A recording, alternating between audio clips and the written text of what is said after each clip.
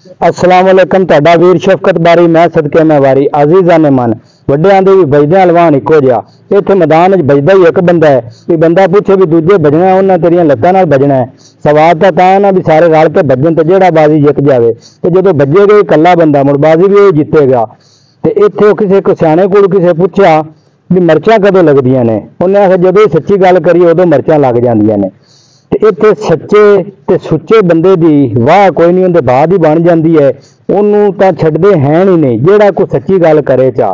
वो अगे वक्त सी ना दौर भी बंदे ताश खेडते आन तो वह ताश का पत्ता लुका लेंदे आन। हुण ताश का पत्ता नहीं लुकाते, हुण कोई दौर तब्दीली आ गई, दौर बदल गया, हुण पूरा बंदा ही लुका लेंदे ने। तो उस बंदे नूं इन्नियां कोई सजावां देंदे ने, उन्होंने मुड़ छड्डदे हैं ही नहीं।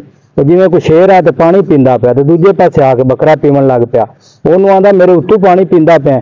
बकरे आखा नहीं मैं थल्लों पींदा पिया। शेर ने आखा तू मैनूं गाल कड्डी आई। बकरा आंदा नहीं कदों कड्डी आई। आंदा साल हो गया है। बकरा आंदा मेरी तो उम्र ही 6 महीने है। आंदा तेरे प्यो कड्डी असी। आखा मुड़ मैनूं छड्डू जो नहीं है।